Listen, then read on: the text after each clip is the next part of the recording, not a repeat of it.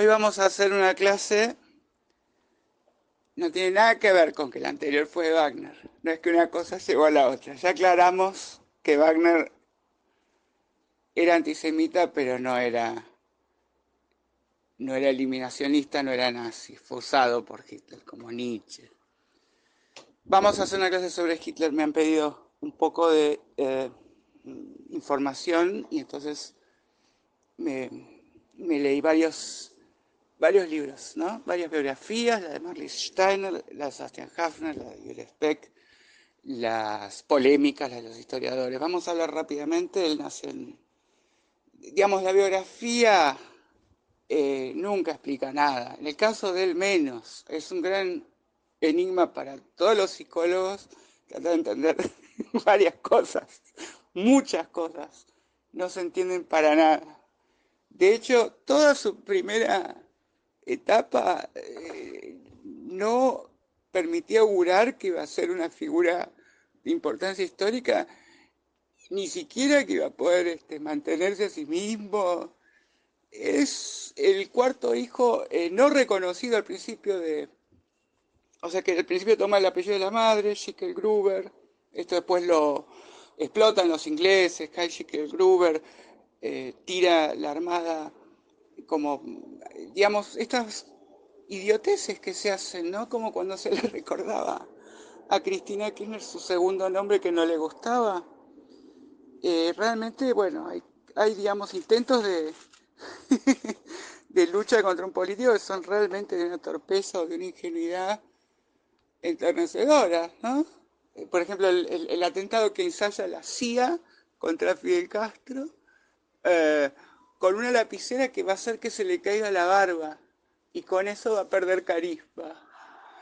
Bueno, después otra cosa más fantástica que intentaron fue que se vea la aparición de la Virgen María en el Caribe para generar un gran impacto católico anticomunístico.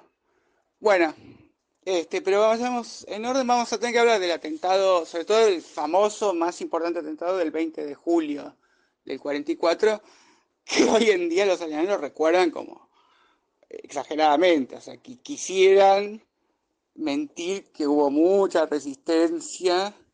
Entonces es primero que es en el 44, o sea que ya está completamente perdida la guerra, y lo organiza Rommel, y bueno, después, bueno, Rommel le piden que se suicide, y Hitler justamente no quiere, viendo que Rommel es más popular que él, salir a decir este traidor hijo de puta, sino este héroe falleció. Bueno, vamos a hablar de la persona. No vamos a hablar de la Segunda Guerra Mundial tanto, sino del enigma que es cómo fue posible Hitler. Bueno, la mayoría de los historiadores actuales hay un consenso. El que vendría a ser, digamos, el biógrafo actual más respetable es Jan Kershaw, que es inglés, ¿no? Es decir, pero los alemanes no tienen este prurito que tienen los ingleses, solo los ingleses podemos interpretar a Shakespeare. Realmente ha habido muy buenas biografías, muy buenos estudios. Realmente los alemanes han exhumado documentaciones de una manera impresionante. Tenemos desde muy... Bueno, Sebastian Haffner, yo les reconocí, hay que leer uno solo, lean a Sebastian Haffner, que fue contemporáneo y que escribió además sobre cómo era la vida en la época de Hitler, cómo era la vida cotidiana de un ciudadano alemán, al que no le cambió tanto, porque Hitler muy hábilmente mantuvo las distintas editoriales de los diarios, con lo cual, si vos leías La Nación, bueno, Hitler es el presidente, te lo dice todo con la jerga de La Nación. Página 12 también sigue existiendo. Y bueno, entonces un poquito la negación de la gente. Vamos a empezar a explicar un poquito el ascenso de él. Bueno, él en su infancia no se destaca para nada. Su padre le pegaba, se puede hablar de eso un poco. Su madre lo endiosaba. Se han tratado de establecer muchísimas teorías psicológicas que lo explican, pero no lo explican. Tampoco se ha encontrado en él, digamos, una enfermedad mental o durante una época homofóbica se lo quiso pintar como gay por su relación con Röhm. Justamente hay una historia muy bonita de cómo el que atenta contra Röhm logra evitar este gran fusilamiento espectáculo que tenían previsto al decir que fue un crimen pasional. Bueno, vamos a hablar entonces más que nada en torno a como cosas periféricas, porque las cosas más centrales son por todo el mundo sabidas. Hitler, bueno, asistió al colegio con Wittgenstein. A los 8 años se lo llevaron a que lo vea Freud, y Freud no lo encontró especialmente patológico ni nada. Digamos, los psicólogos exageran un poco en su veneración a Freud, porque Freud una vez dijo, digamos, qué bueno que estén quemando libros y no personas, ¿no? Entonces, está anticipando que van a haber personas, se la vio venir. La verdad que si hay alguien que no se la vio venir fue Freud, que no se quiso ir de Austria, digamos, tuvieron que convencerlo. Después sí, disfrutó mucho estar en Londres, tanto que empezó a decir, Heil Hitler, gracias a Hitler estoy acá, qué lindo que es, ¿no? Con María Bonaparte, pero también esa famosa frase que la Gestapo le pide antes de autorizarlo a irse, que diga que no lo trataron mal, y él dice, recomiendo a todos el trato de la Gestapo, pero no lo escribió irónicamente, me parece. Bueno, igual no estamos hablando del austríaco que cambió al mundo, sino del austríaco que cambió al mundo. No estamos hablando de Freud, sino de Hitler. Bueno, Hitler,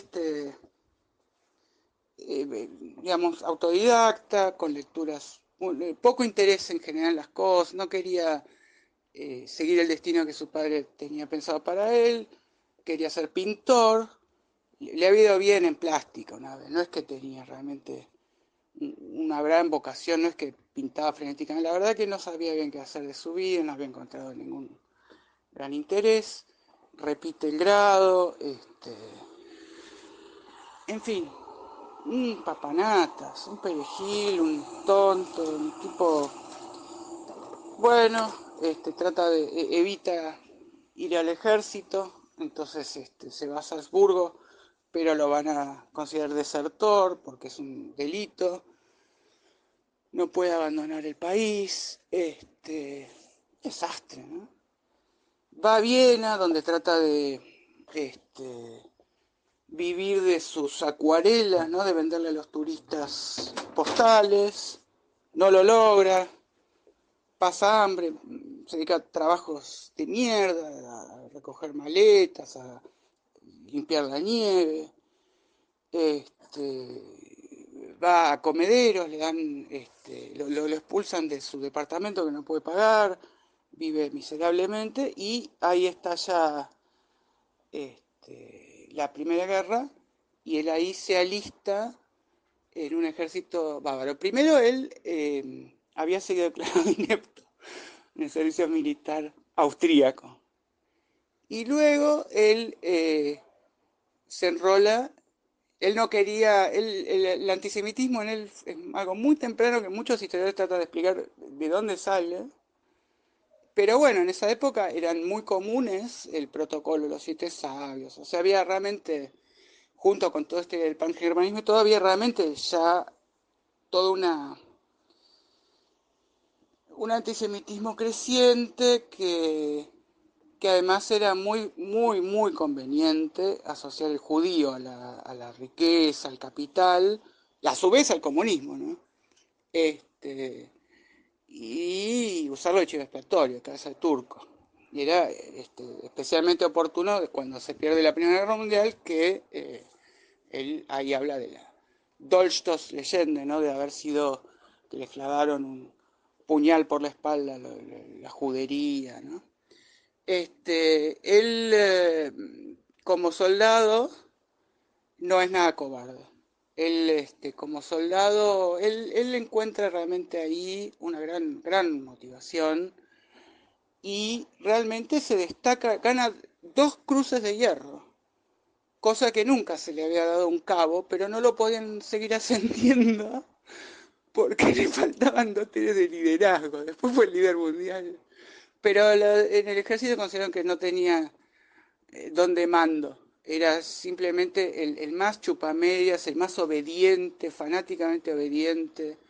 Nunca se quejaba de la sociedad, nunca pedía que le den el día libre.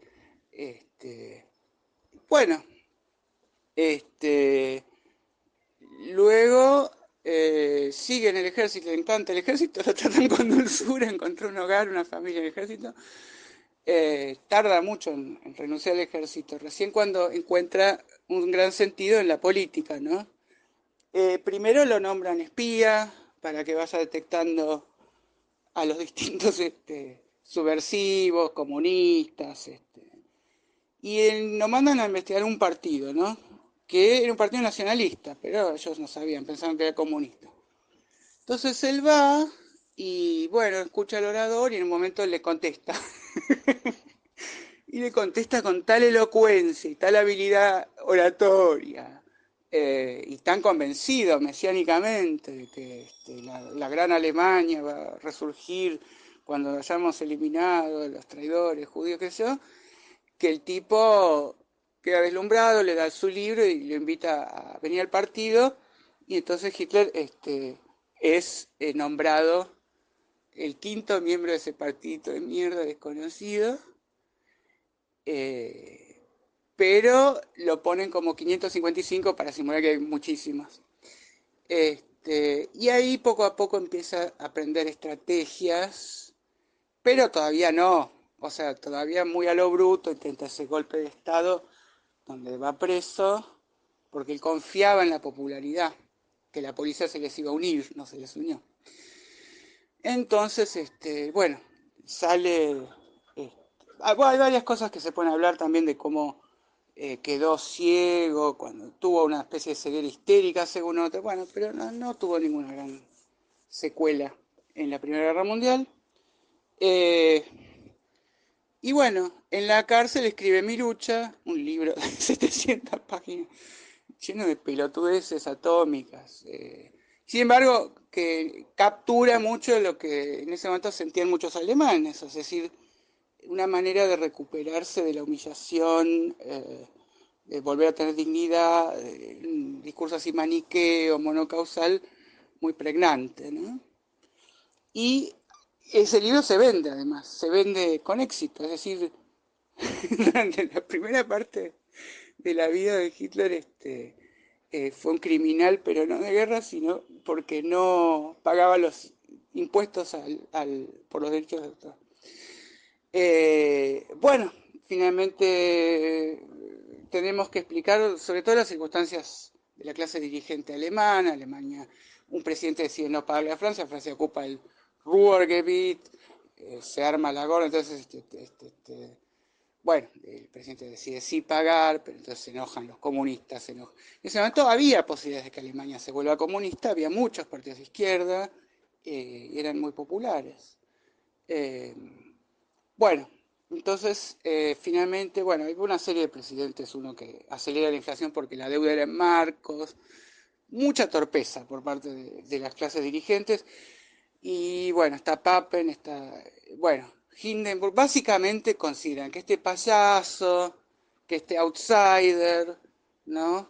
Que es como una figura que no sabe de política, que no se preparó, pero que tiene su popularidad por haber eh, sido un orador en las cervecerías, y hacer un culto a su persona, puede serles útil para atracción al voto y lo pueden sobre todo controlar, eso es lo que piensan, ¿no? Es un error de la clase dirigente el ascenso final de Hitler, porque Hitler no llegaba con votos y todo, por más que había crecido mucho sus votos, digamos, después del golpe de Estado, él dijo, vamos a hacerlo legalmente.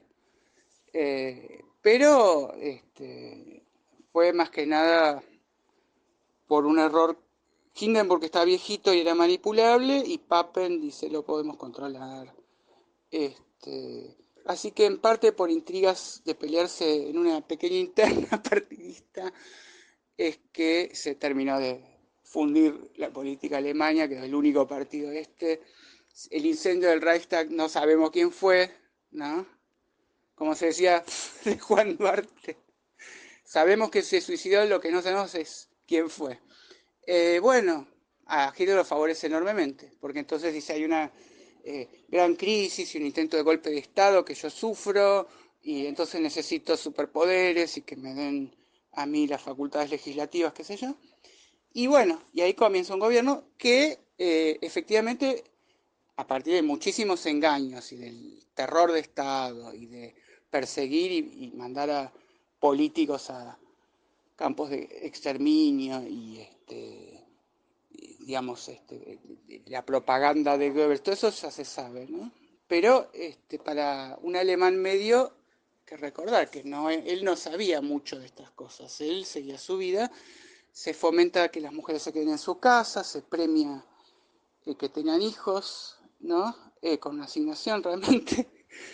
Eh, Se favorece todo para que los hombres puedan sí, trabajar, y se hace el rearme, se arma, sobre todo la industria de la construcción es enormemente favorecida. eh, y bueno, y toda esta idea de la expansión de la necesidad de espacio vital, en la que Hitler cree a pie juntillas, hay una famosa polémica entre Trevor Rupert eh, y Alan. Bueno, finalmente realmente Hitler es un convencido, no es un cínico, pero sí es muy maquiavélico y logra, bueno, prometer la paz. Él va avanzando de manera muy astuta, ya como político. Él logra, por ejemplo, hacer el pacto Molotov-Ribbentrop, es el pacto secreto de no agresión con Rusia. Nadie lo esperaba, porque toda su vida él habló, si de alguien habló mal era de los rusos. O sea, Hitler, por ejemplo, no quería hacerle la guerra a los ingleses. Él quería aliarse, él admiraba mucho el Imperio Británico. Por los malos motivos, no es que admiraba a Shakespeare. Aunque admiraba a Shakespeare, en su pobrísima formación intelectual había leído Julio César y Hamlet, y le gustaba sorprender a veces a los interlocutores citando a Shakespeare. Es decir, que el ideal nazi no era un ideal sanguinario de la fuerza bruta que va a terminar con la debilidad, sino que además era un ideal de un refinamiento cultural. Es decir, Hitler se consideraba, o consideraba la raza aria, eh, culturalmente superior.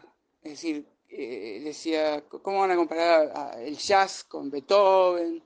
Entonces, eso lo refleja muy bien Ernst Lubitsch en la película To Be or Not To Be, ¿no? La última de Carol Lombard, que después tendrá esta remake que hace Mel Brooks con Sweet Georgia Brown en polaco, con Anne Bancroft. Pero, porque Mel Brooks la vuelve musical. Pero, en esa película se ve el ideal de refinamiento, que no se ve en El Gran Dictador. El Gran Dictador es una película muy bien intencionada, pero sin un conocimiento muy grande de lo que eran los alemanes. De hecho, Chaplin no sabía que había campos de exterminio, y cuando se enteró no quiso estrenar la película. Y Roosevelt le dijo, por favor, yo lo banco, tiene que estrenarla para la moral. Bueno, ¿qué más podemos decir? Bueno, cómo fue que se fue anexando Austria pacíficamente, todas esas cosas ya se saben, no sé muy bien qué es lo que yo tendría que dar como dato de color, digamos. Eh, las primeras ideas de Hitler eran que emigren todos los judíos, no matarlos, o llevarlos a la isla de Madagascar. La solución final fue una idea ulterior, eh, por supuesto, él era terriblemente sanguinario y tanático, y no es que estuviera en contra de nada por el estilo, pero pero fue también como resultado de que en el resto del mundo tampoco los querían a los judíos. Eso también hay que decir, yo no quiero con esto insistir en que los alemanes son mejores, no son mejores, pero tampoco son peores. Ha quedado muy estigmatizado por culpa de un dictador que tuvo 12 años y por culpa del verticalismo. O sea, los alemanes obedecen. O sea, si hubiera sido comunista Alemania, y de hecho fue comunista la otra Alemania, bueno, pero no vamos a ahora adentrarnos en esto. Porque los actuales nazis son los de la ex Alemania comunista, que encuentran siempre excusas. La culpa la tienen los extranjeros, ¿no? Porque hubo una, digamos, desnazificación supuesta, ¿no?, de los alemanes. No se podría haber desnazificado después de la Segunda Guerra, realmente. O sea, no hubiera quedado un solo abogado, un solo... Pero hubo como una especie de, digamos, limpieza de la conciencia y de que Alemania es multicultural y qué sé yo, pero lo hicieron los que perdieron. Y como Rusia ganó, la parte alemana que ganó la guerra no tuvo que hacer ningún tipo de autocrítica o de cambio de mentalidad, ¿no? Eh, bueno, entonces Hitler sí se basa en Mussolini un poquito, se puede decir, pero es la época de los movimientos de masa, la época de no confiar en el Parlamento sin un hombre fuerte, eh, y hasta el 38 era considerado un genio Hitler, es decir, no hubo, hasta que no estalló la guerra mundial, no eran más que maravillosos los avances que producía, terminaba con el desempleo, reindustrializaba, fue tapa de la revista Times, eh, y bueno, él justamente lo que hace cuando está en el gobierno es, además de, por supuesto, imponer una tiranía, granjearse el favor de los distintos sectores. Él organiza la fiesta del trabajador el 1 de mayo, realmente logra ser popular, o sea, era un populista, era un demagogo, eso también hay que decirlo. Eh, bueno, entonces, y bueno, las mujeres hitlerianas eran muy importantes, la juventud hitleriana. Hay un libro ahora que salió de Walter Graciano que se llama Hitler ganó la guerra, eh, sugiriendo que finalmente triunfó el individualismo ultranza, la mezquindad, el egoísmo, pero realmente era no era individualista la Alemania nazi. Vos no podías sentirte solo, se pasabas de la juventud hitleriana a, no sé, los ajedrecistas hitlerianos, sí, tenían un montón de grupos, te sentías muy acompañado. Eh, el grupo de gente que acompañó a este muchacho, bueno, estaban, hasta que él alcanzó el liderazgo del partido, hubo unas pequeñas disputas internas, siempre lo iban subestimando, se lo querían sacar encima. Él asesinó a todos sus rivales políticos y a su amante de Raubal, que era su prima. Él no tenía ningún empacho, ningún escrúpulo, ¿no? Bueno, entonces, cuando él, a ver, ¿qué podemos decir original? Bueno, estratégicamente la guerra él no lo planifica, eso es el ejército. A diferencia de Stalin, que mata a la cúpula del ejército porque desconfía de todo el mundo. Stalin es buenísimo, porque desconfía de todo el mundo, pero no de Hitler. Y cuando le dicen, los alemanes nos invadieron, tarda 48 horas en terminar de asimilar la noticia, entenderlo, porque no... Él entiende que no le conviene, es verdad, que no le conviene. Es decir, la Operación Barbarroja, Hitler la planificó como una de estas guerras relámpago, típicas cosas cobardes que ha hecho, ¿no? Pero eh, no tenía que llegar el invierno. El invierno que terminó con Napoleón fue el invierno más crudo de la historia, pero no esperaban que durara tanto, de manera que eh, esa crudelísima guerra, porque fue una cosa de caballeros, tomar Francia. A Hitler conoce París después de haberla conquistado, ¿no? Y realmente queda muy impactado y visita la tumba de Napoleón, que Napoleón, como ustedes sabrán, obliga a hacer una reverencia para ver su tumba. Es decir, que Hitler poco a poco con los éxitos inesperados, porque tomar Francia tan rápido no lo esperaba ni él, eh, termina convenciéndose de que realmente la providencia lo guía. Pero después también cuando se salva del atentado del relojero, también no lo toma como, hay gente que me odia, sino Dios me está salvando porque quiere que yo viva. Después otra de las polémicas que hay es que el tema del suicidio, si hubo un momento que se quiso suicidar, si planificó realmente. Bueno, eso queda claro que siempre tenía un arma en la mano y siempre estaba dispuesto a pegarse un tiro y amenazaba siempre con suicidarse y decir, bueno, listo, entonces si no hacen lo que yo digo, listo, yo termino con estos problemas en 5 minutos, no hay problema, me mato. Y además el carácter suicida de todo lo que hizo, ¿no? Así que la lógica así de todo nada, ¿no? Como realmente sin lo que vendría a ser el amor a la vida, entendiendo que la vida es matices sutiles, complejos y fragmentos, y no se puede entramar en esa lógica, ¿no? Pues es cierto lo de su amor a los animales, pero ¿qué importa?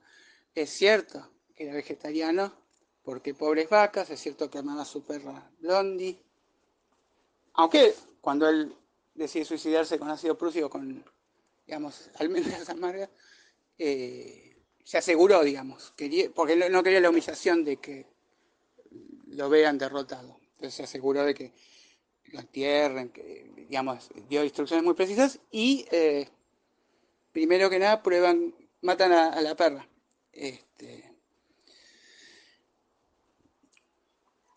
Bueno, vamos entonces, ¿qué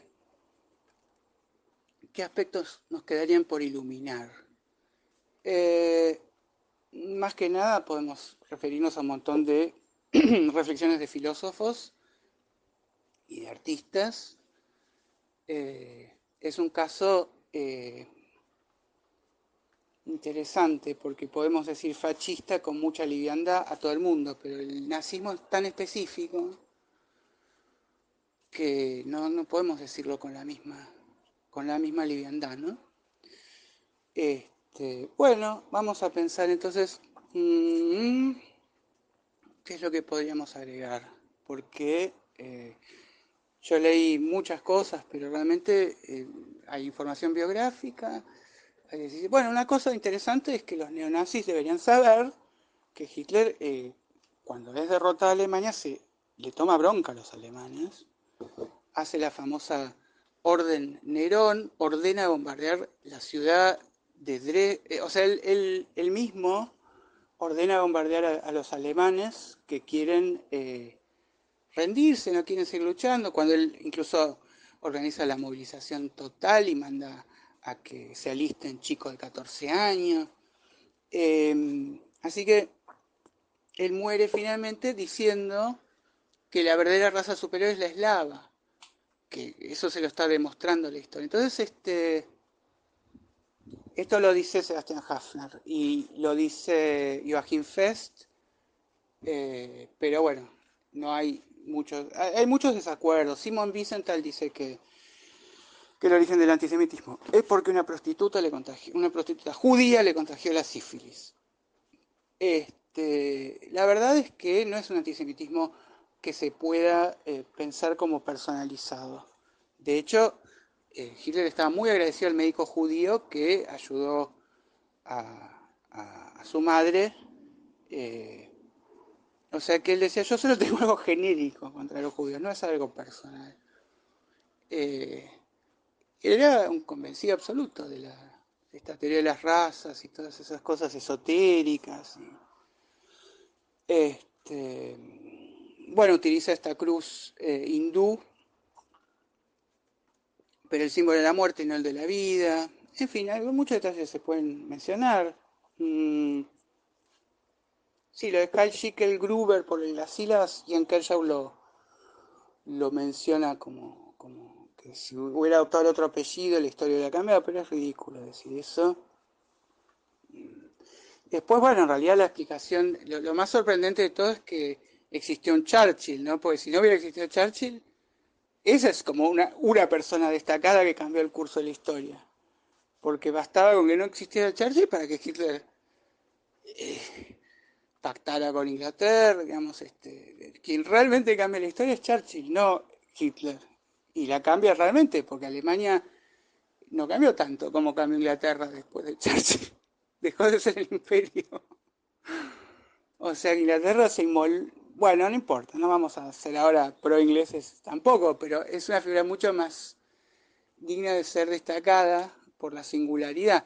No digo que haya muchos Hitlers, aunque en realidad se podría decir que sí, porque es como la vieja pregunta por el mal que ahora no se hace, ¿no? Antes los filósofos se preguntaban cómo puede existir el mal, a Leibniz le encargan explicarlo, Leibniz erige en la Teodicea esta idea de que Dios hizo muchos mundos y se quedó con todo eso, pero después la filosofía se ocupó de cómo puede existir el holocausto, cómo puede existir Hitler, ¿no?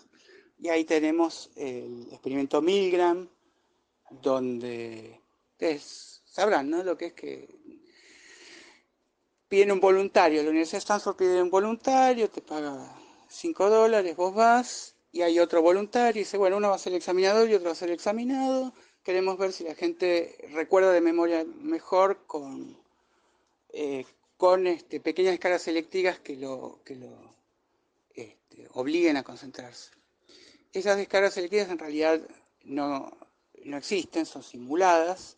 El voluntario que va a ser de examinado en realidad es un actor, pero vos vas y le tenés que dar patadas eléctricas a un desconocido, lo ves aullar de dolor, ves que le pusieron gel en la piel para que no le queme, y sin embargo seguís obedeciendo esas órdenes que te dicen la universidad, exige que usted siga, y ha sido una gran demostración de que la gente es capaz de obedecer órdenes criminales sin especial sadismo, sin un odio previo, y solamente porque una prestigiosa institución lo requiere. Se comprobó, digamos, que si se dice con una formulación más de mi persona, mi caprichosa subjetividad, desearía que lo electrocutes, uno se niega, pero si lo hace este gran otro, ¿no? El conjunto uno para encajar lo hace.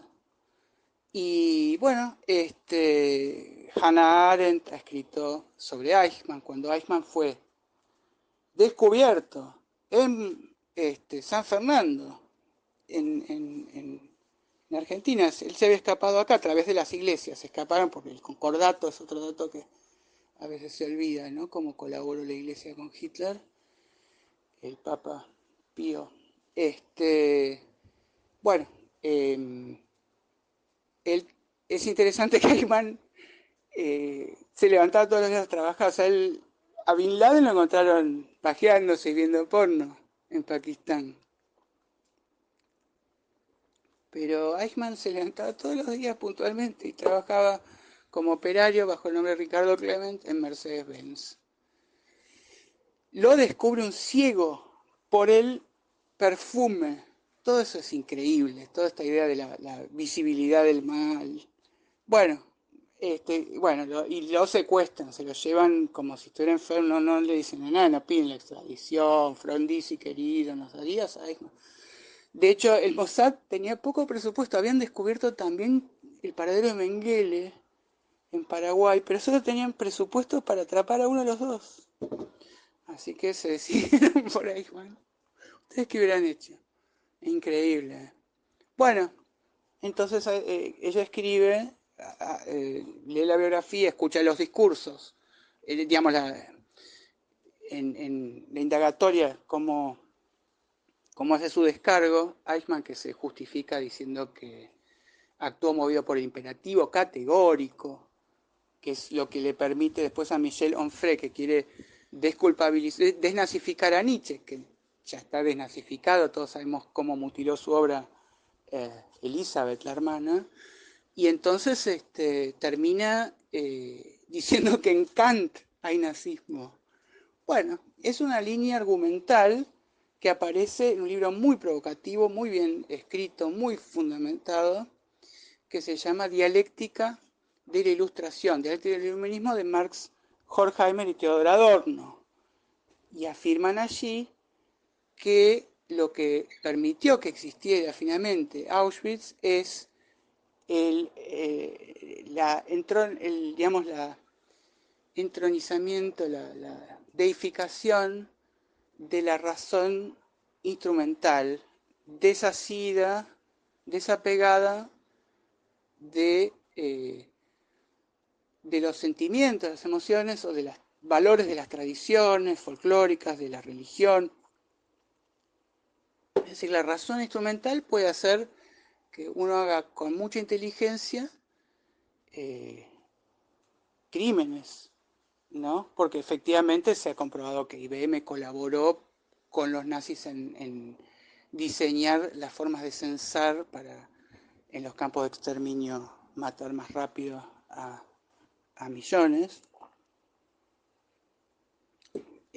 Bueno, sobre el tema de qué armas fueron probadas con Franco, con el gas mostaza, hay muchas cosas que se pueden ir analizando de las cosas militares, pero bueno, desde el punto de vista sí, psicológico y filosófico, hay un libro muy lindo que se llama Explicar a Hitler, que tiene 20 capítulos, cada uno de los capítulos tiene una explicación distinta.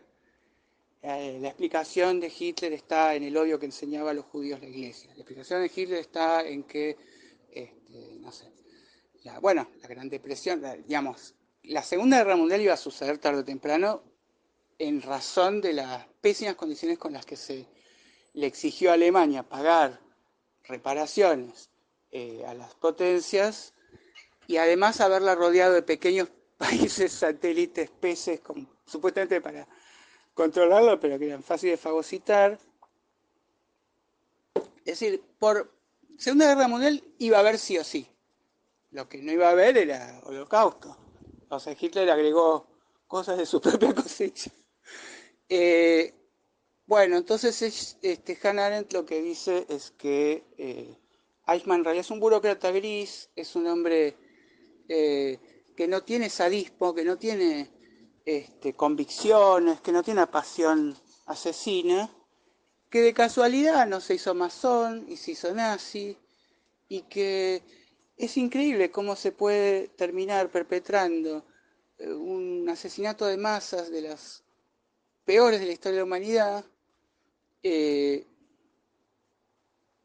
medio al tuntún por seguir cumplir órdenes burocráticas, por ser un técnico. Bueno, esa se llama una noción que es la banalidad del mal. Luego se descubren documentos donde Eichmann está chocho, es sádico, se regocija y no se aplicaría a Eichmann esta noción que sin embargo es muy valiosa para otras personas. Entonces, hay justamente el libro que refuta Hannah Arendt se llama La banalización del mal. Eh, es una alemana contemporánea la que lo escribió. Después está este experimento que hace en la ola, que lo hizo realmente un profesor norteamericano, donde un grupo de muchachos quiere entender cómo fue posible Hitler. Entonces este profesor de historia dice, bueno, yo se lo voy a explicar, pero no es fácil de entender. Tendríamos que realmente disciplinarnos, ponernos a la obra, pero en serio. Incluso tendríamos que tener un brazalete distintivo de que somos la clase superior que va a entender por fin a Hitler. Incluso un saludo distintivo, y poco a poco los va autorreferencialmente mostrando. Eso es muy interesante. Después está, a ver, ¿qué más podríamos decir? Se dice que Stalin, bueno, eso es un hecho. El cadáver de Hitler, pues, está el mito de que fue a Argentina a Bariloche, está comprobadísimo que Hitler se suicidó en 1945 en su búnker subterráneo, porque habían volado la parte de arriba donde él se solía alojar. Se suele decir que él estuvo tantos años teniendo en un puño las potencias y pudo sobrevivir a todo eso, y, y un solo día estuvo casado. El matrimonio es terrible, porque él se casa, ya estaba decidida la derrota de Alemania y ya está decidido su suicidio, pero se casa con Eva Braun y hacen un pacto suicida. Bueno, a ver qué más podemos decir. Se sabe que Stalin pidió el cadáver y que él tenía como una especie de gusto personal en tener la mandíbula de Hitler en sus manos.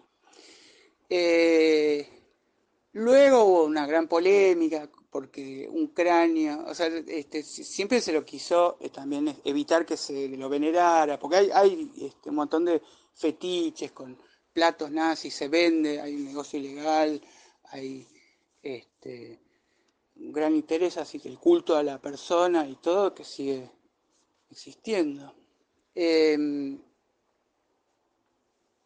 a ver, ¿qué más se podría agregar que sea más o menos original, más o menos interesante, que no sea algo que se pueda encontrar fácilmente en la red? Eh, sí, eh, bueno, de las distintas manifestaciones artísticas podemos pensar en el contemporáneo a Hitler, que es de Bertolt Brecht, que siempre lo llamó el Anstreicher, el pintor de brocha gorda, para burlarse de él. Que escribió la obra de teatro La resistible ascensión de Arturo Witt, pero bueno, Brecht siendo comunista, aunque el gran crítico literario Marcel Reich-Ranicki se permite dudar de la profunda convicción comunista de Brecht, dice, ¿por qué entonces no vivió en un país comunista? Él necesitaba hacer una plataforma para poder que alguien le dé bola, que alguien lo edite, pero podría haber sido... O sea, la banalidad del mal se aplica más a Brecht que a Eichmann.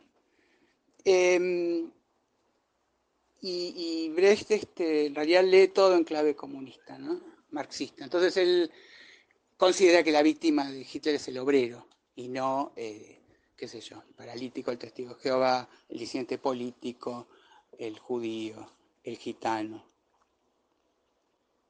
el mongol. Después está el tema del Yiddish, es gracioso que escuchamos un dialecto rarísimo de estos judíos, y el Yiddish es un 80% alemán. El apellido viene de Hitler, que es cabaña, Hitler. No sé qué podemos agregar. Bueno, él amaba a Wagner y los parientes de Wagner lo llamaban el tío Wolf, porque Adolf es una mezcla de Adel, que es la nobleza, y Wolf, que es lobo. Entonces había muchas... le gustaba mucho que le digan lobo y todo. Eh, Está Adidas, la historia de Adolf Dassler, Adi, le decían. A Hitler le decían Adi también. Eh, y uno, a todos los Adolfos anteriores a Hitler los quiere exculpar, y dice no, porque antes. De hecho, hay un montón de Adolfos en Alemania, nacidos en 38, donde era un héroe. O sea, los chicos le ponías como, si le pones Lionel Messi ahora, le pones Lionel a tu hijo. Y después, después Messi aparece con Al Qaeda, destruye París. Bueno, pero se sigue llamando Lionel tu hijo. Eh, Hablando de destruir París, Hitler dio la orden de tirar abajo la Torre Eiffel, de todos los monumentos de París, ¿no? Y el que tenía que ejecutarla no lo quiso hacer, se rehusó, dilató los planes, dijo que no se puede y zafó. Zafó París y él también zafó, porque todos los demás de ese rango fueron ejecutados por los aliados, condenados a muerte, ¿no? Pero, y no. Vamos a ver los que zafaron. Leni Riefenstahl está bien que zafe porque se dedicó al cine, no hizo nada malo. Hizo, bueno, una flor de propaganda bárbara, ¿no? De los cuerpos, qué sé yo, nazis, pero no está bien que no esté presa. Marlene Dietrich era como el amor imposible, Hitler quería que sea la actriz más importante de Alemania, pero fue de la resistencia, una de las poquísimas de la resistencia, Thomas Mann, pero no hubo resistencia. Vamos a pensar en, bueno, el misteriosísimo caso de Albert Speer, el arquitecto que realmente zafó completamente y realmente, digamos, parece ser que convenció a la humanidad que no sabía, que no sabía muy bien nada de las cosas terribles que estaban pasando. Así que Albert Speer es el único, me parece, porque, bueno, están todos los que murieron, los que se escaparon, Goebbels, Fromm, pero Albert Speer es un caso insólito, porque además de ser arquitecto, se ocupaba de los armamentos, en fin, una cosa muy rara. Bueno, los alemanes sabían dónde estaba Eichmann. Se filtró es un caso interesante el que lo descubre, pero los alemanes lo están encubriendo en la época de Adenauer. A ver, ¿qué más podemos decir rápidamente?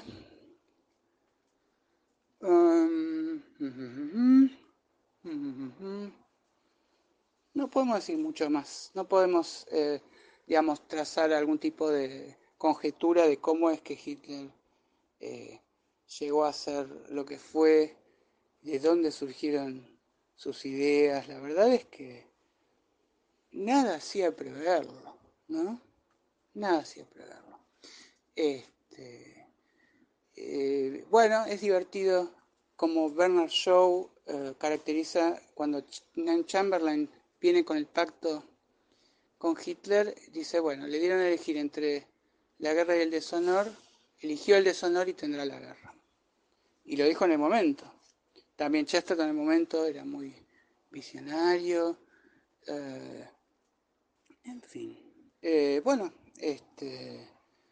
aquí hubo mucho apoyo al nazismo, incluso una cosa ridícula, hubo jefes de manzana por si los nazis nos invadían, y en San Isidro nombraron a un tipo que era nazi, que ponía la bandera alemana, y él era el que iba a protegerlos de los nazis.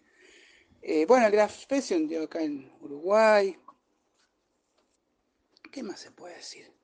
Bueno, después de derrotar a los nazis, hubo un gran afán por capturar a la inteligencia nazi, a los físicos, a los ingenieros, para la Guerra Fría, porque realmente hubo una pequeña interrupción en la verdadera guerra que tenía que suceder. Y entonces, bueno, los norteamericanos se llevaron a los mejores, ¿no? A von Braun, a todos. Y Perón también quiso captar, pero acá llegó la escoria nazi. Acá vino un estafador que se instaló en la Huemul, que dijo que iba a lograr la fisión. Bueno, Perón es famoso por haber sido estafado con los anteojos para ver desnuda a Gina Lollobrigida, el barco de cemento.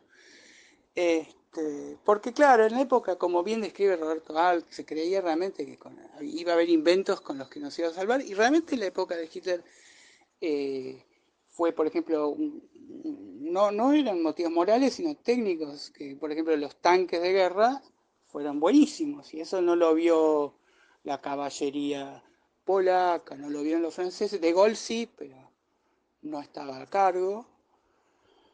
Eh, Después, ¿qué más podemos decir? Es mucho lo que podríamos hablar, pero de distintas aristas de la Segunda Guerra.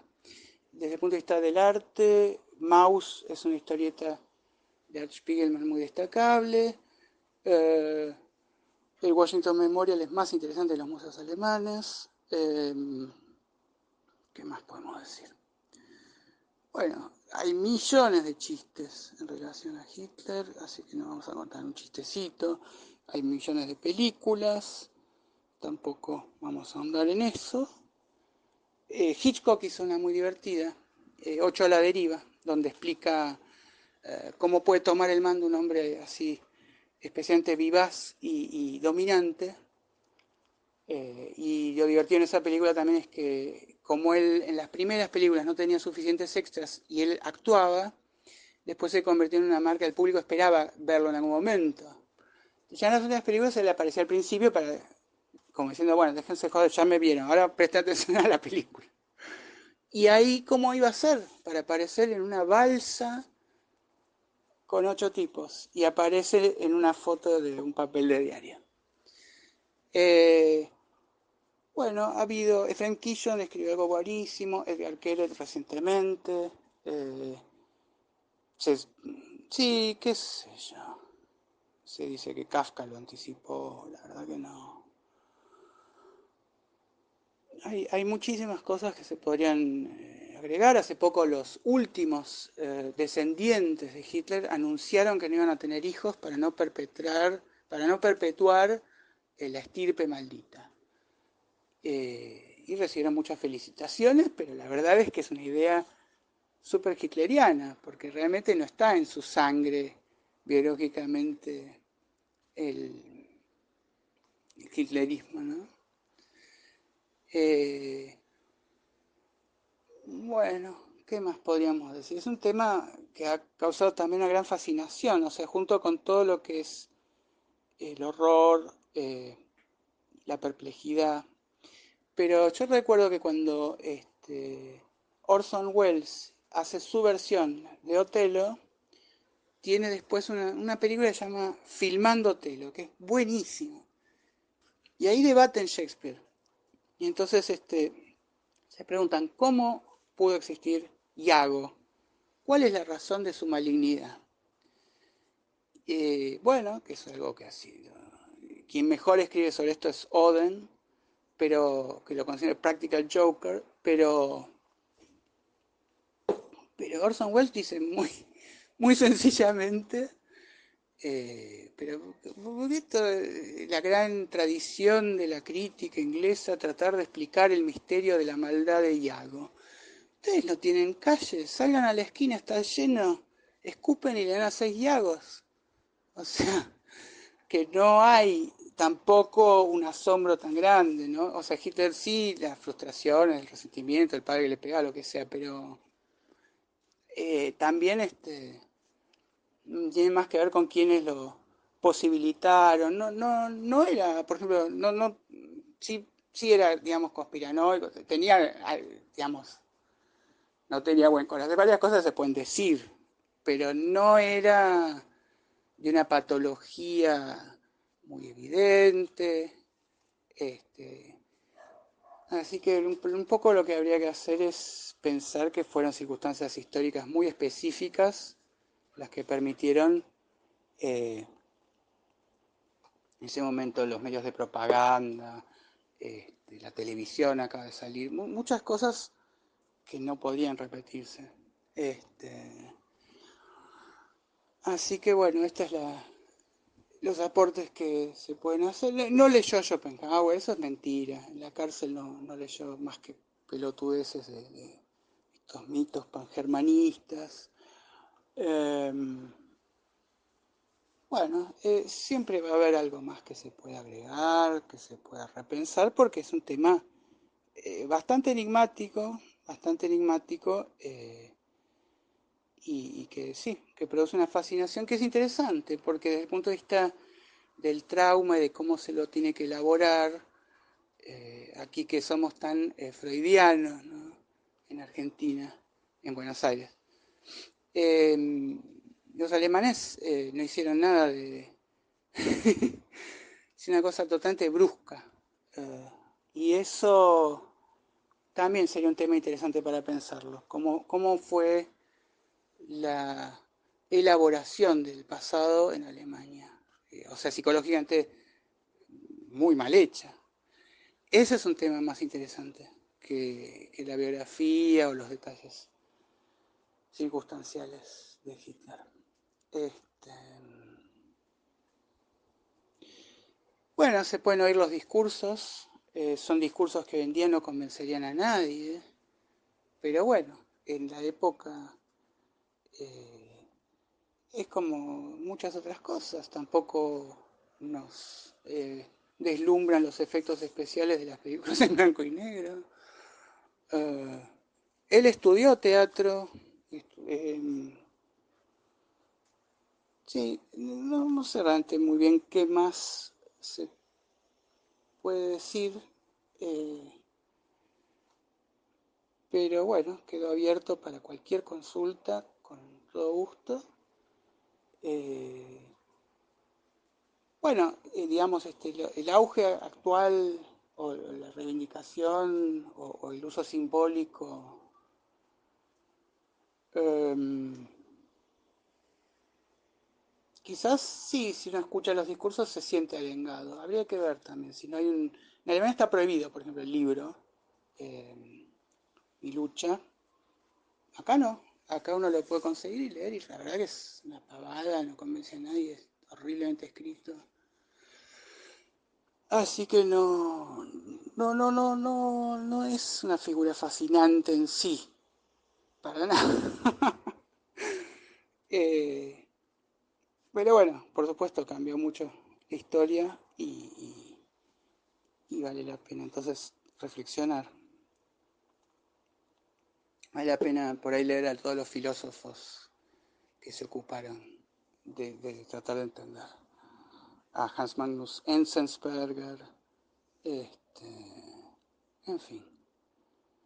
Luego Adorno que dice que la lengua alemana, después de Auschwitz no hay poesía. Paul Celan que escribe este poema. Podemos despedirnos con el poema Fuga de Muerte, que se va a llamar Tango de Muerte por el tango Plegaria, que la orquesta de Bachicha le hizo un asado y le tocó un tango. A Hitler le gustaba el tango. Al jazz lo veía como música decadente, pero el tango le gustaba.